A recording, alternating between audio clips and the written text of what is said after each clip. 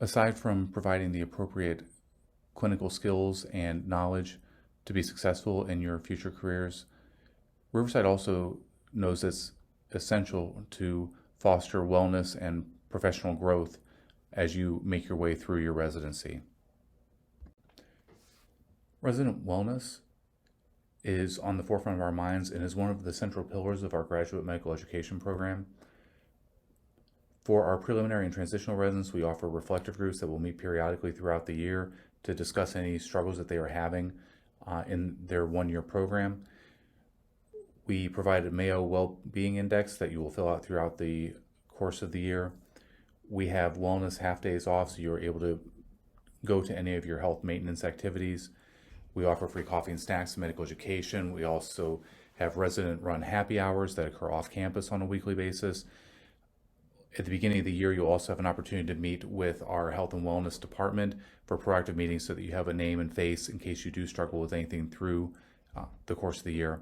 And everyone will be assigned a mentor early in the year so that you have an individual that's at an arm's length from our GME department in case you do struggle with anything outside of the hospital or anything inside the hospital that you don't want to have on the forefront of the minds of myself or any of the chief residents. Well, you will absolutely have an incredible amount of expansion of your medical knowledge throughout the course of next year. That is all that is necessary in becoming a successful physician. Having professional growth along with this, as we all learn how to navigate the healthcare system, is a really important part of your residency, and Riverside's committed to make you successful in this as well.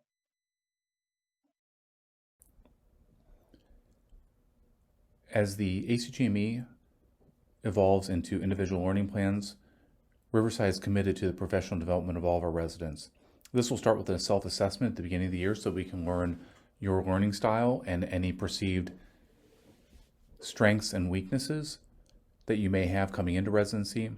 At the beginning of every rotation, there will be competency-based goals and objectives for each rotation.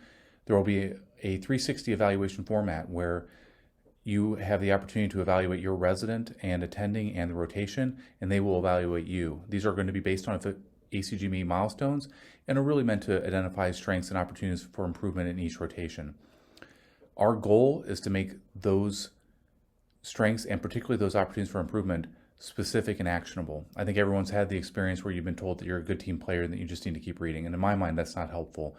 We want to give you very specific feedback to ensure that you are having the appropriate growth that you need through the course of the year and you're developing the skills to be a lifelong learner. All of these evaluations will be compiled in our clinical competency committee that meets twice per year, and we will meet at least twice per year to go over these, not only to discuss the things that you're doing well and things that you can work on, but also for what the program is doing well and things that we need to do better, as we also have a commitment to be lifelong learners.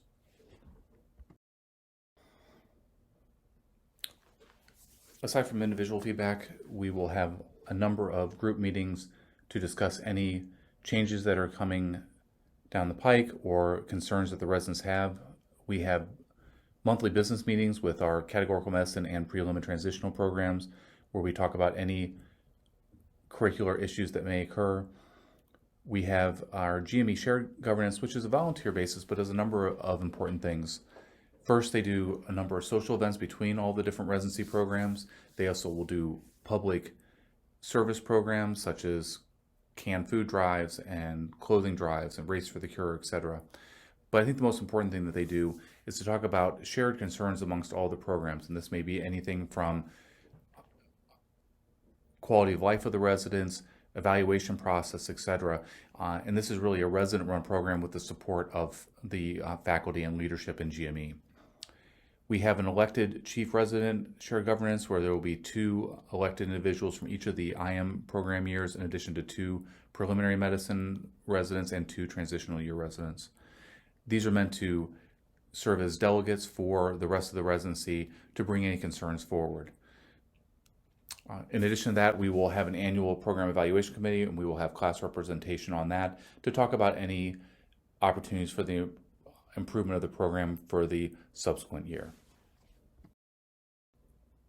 I've been lucky enough to be an attending at Riverside for the last 18 years, but I feel truly lucky to be the program director for our preliminary and transitional program for the last 9. I think it's a unique place that gives a great education to our residents, and I think our graduates would echo this. Whether you are interviewing in person or virtually, we appreciate the opportunity to showcase the hospital, and we look forward to your interview.